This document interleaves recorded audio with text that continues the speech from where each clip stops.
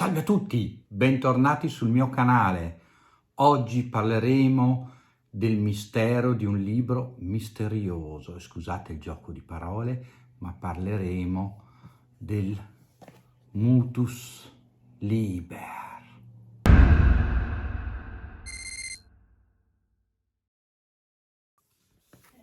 Che cos'è il Mutus Liber? Uno dei compendi di alchimia più misterioso al mondo, il libro muto.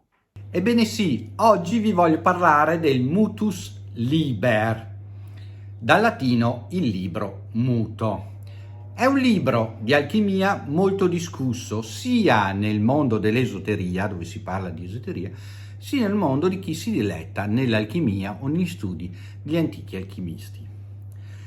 Pare che il libro sia stato pubblicato per la prima volta nel 1677 a La Rochelle per un pseudonimo che si chiama Pierre Souvret.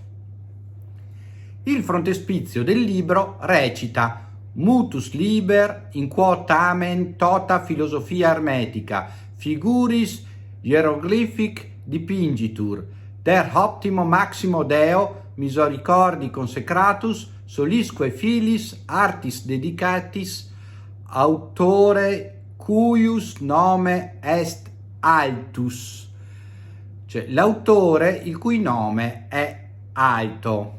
Praticamente tradotto quello che vi ho letto è il libro muto nel quale l'intera filosofia ermetica viene rappresentata in figure geroglifiche, consacrato al 3 volte massimo ottimo Dio misericordioso e dedicato ai soli figli dell'arte, quindi solo agli alchimisti, da un autore il cui nome è Altus.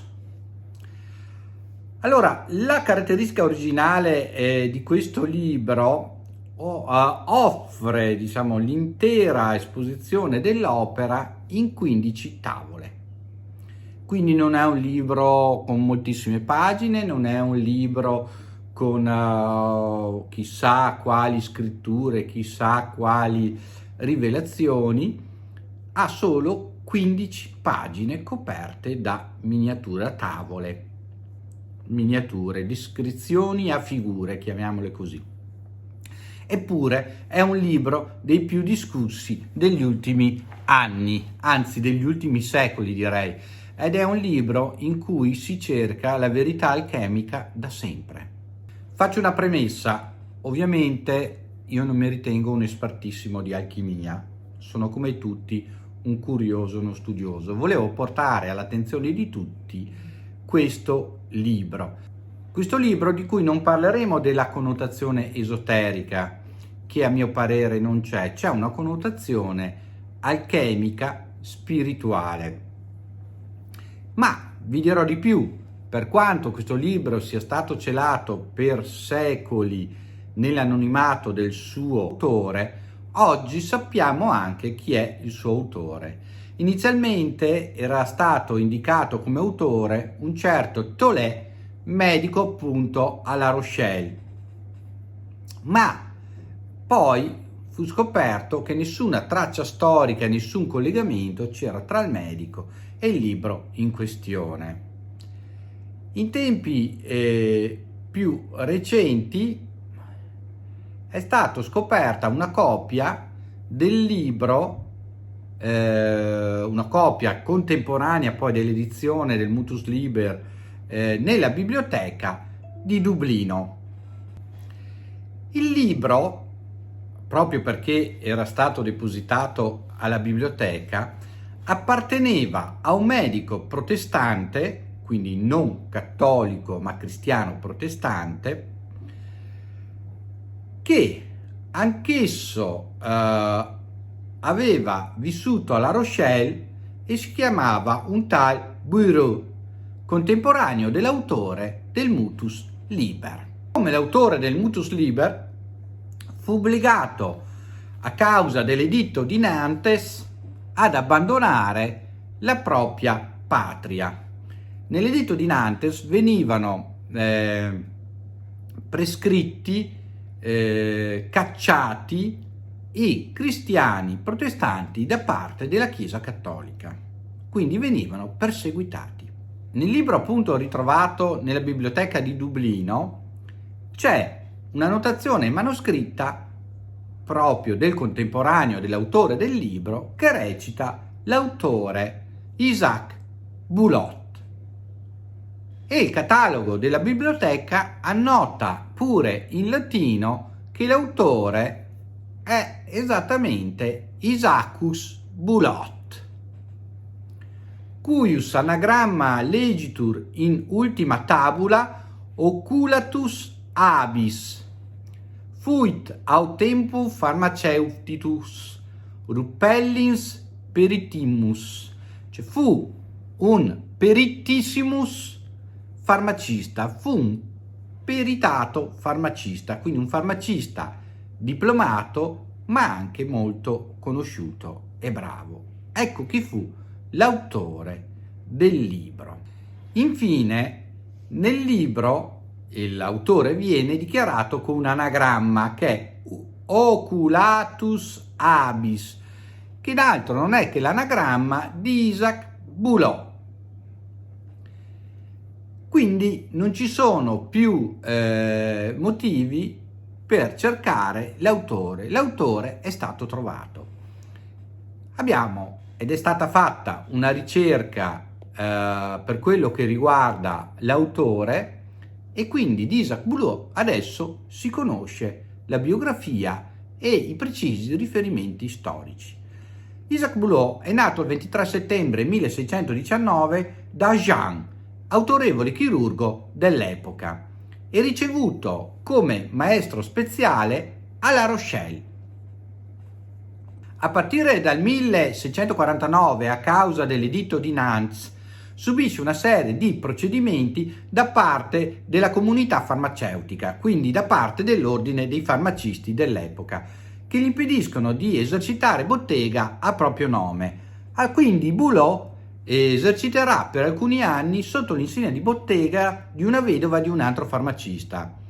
Dopodiché, successivamente, dopo aver esercitato sotto il nome di André Goron, che è la vedova del collega Pierre Marbot, alla morte di questa lui deve per forza operare sotto l'insegna di un'altra vedova, la Chaumont. Ma quando anche questa perde il privilegio di avere bottega, è costretto a passare nel 1663 alle dipendenze del collega Maillud. Solo che il collega Maillud anch'esso è protestante, quindi entrambi vengono bloccati dalla commissione farmaceutica in quanto protestanti, e quindi, come molti altri, devono abbandonare La Rochelle. A questo punto l'autore del nostro libro si trasferisce ad Amsterdam, dove si perdono le sue notizie e anche le sue tracce. Quindi della sua vita ad Amsterdam non sappiamo quasi nulla. Sappiamo però che a La Rochelle era un personaggio molto in vista ed era un autore anche di scritti scientifici ben riconosciuto, tanto che viene visitato nel 1678 da Jean Locke, grande filosofo che passava allora da La Rochelle, e questo viene riportato nello scritto di Locke nel suo Journal de Voyage, cioè nel suo giornale di viaggio, e il quale scrive e si dilunga addirittura sulle ricette farmaceutiche, sui consigli medici a lui detti da Bulot in persona. Un altro aggancio, un altro indizio che conferma che Bulot sia il vero autore del Liber Mutus è anche il suo primo editore, Pierre Sauvré. Pierre Sauvré è l'editore del Mutus Liber, che era anch'esso di conosciuta fede protestante, e anch'egli, come Bulot, dovette poi abbandonare la sua terra e andare ad Amsterdam per continuare la propria attività di editore, soprattutto nella produzione pubblicista filo-protestante. Ma la storia del Mutus Liber non finisce con la fine del suo autore, ma continua, perché la ricerca di capire bene quali sono le indicazioni di queste 15 vignette è una cosa che ha intrigato moltissimi autori. Tanto per capirsi, nel 1914 fu studiata un'edizione stampata all'epoca, proprio una ristampa dell'epoca, da un certo pseudonimo, un certo autore con pseudonimo Magoffon. Magoffon non era altro che l'occultista francese Pierre Duyols, uno dei più famosi occultisti dell'epoca. Un'ulteriore edizione fu stampata nel 1942 con introduzione dell'occultista Mark Haven. Al secolo l'occultista si chiamava Emmanuel Lalande, nato nel 1868 e morto nel 1926, quindi prima della stampa di questa versione.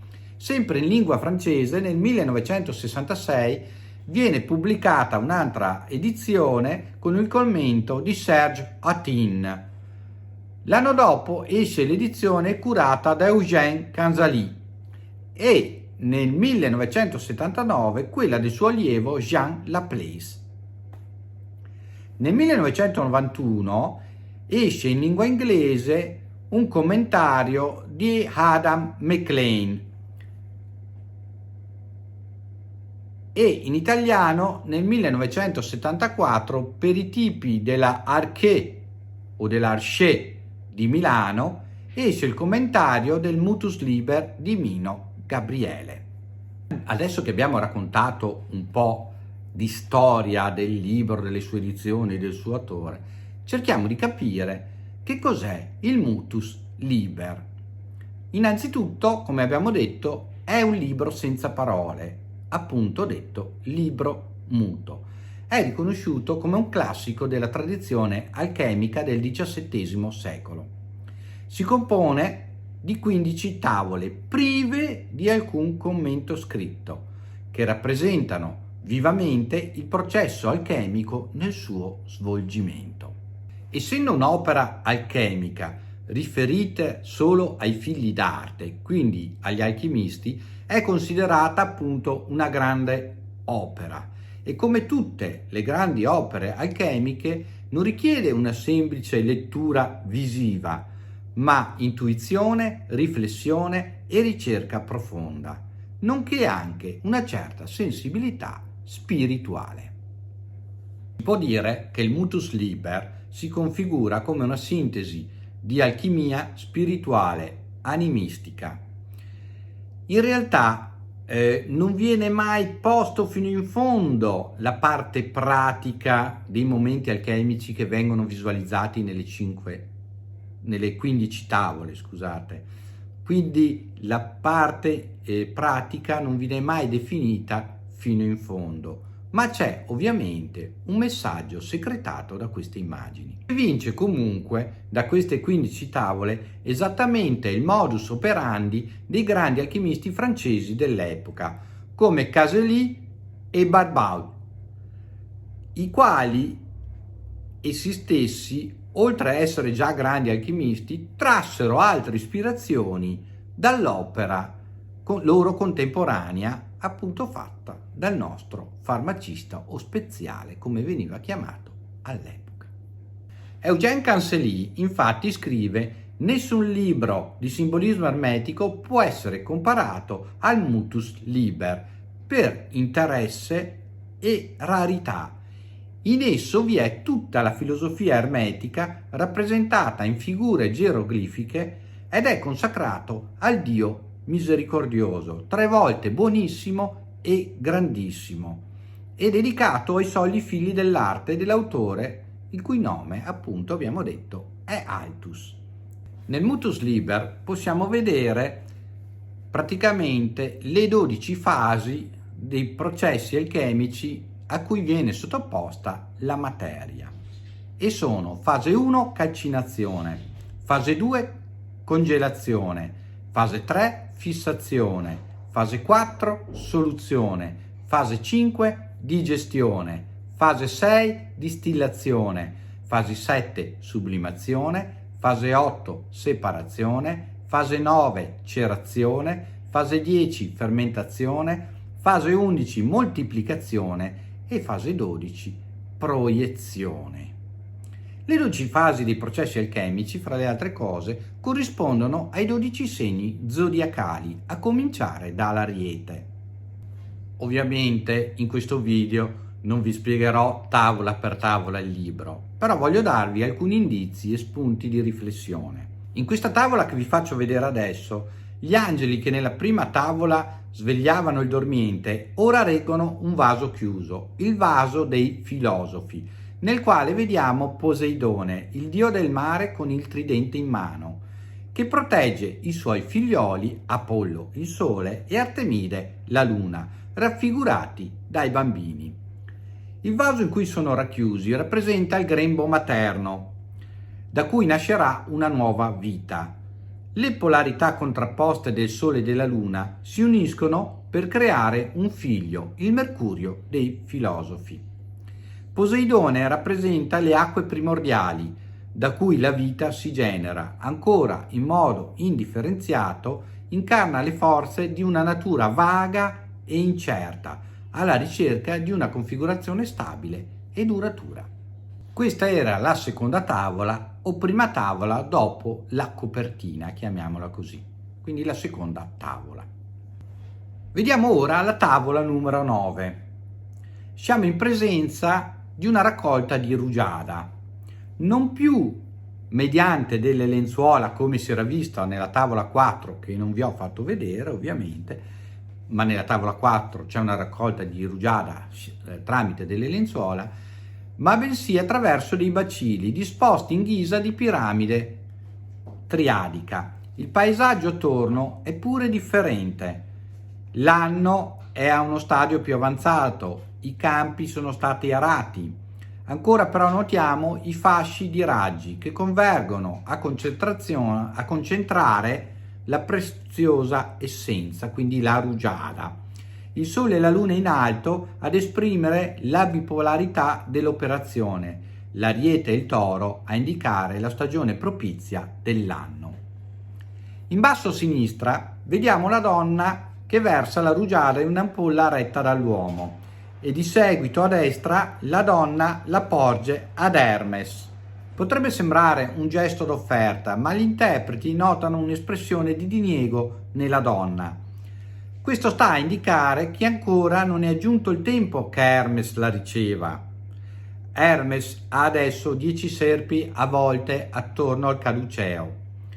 Si rimanda in questo modo alle 10 sublimazioni del processo alchemico.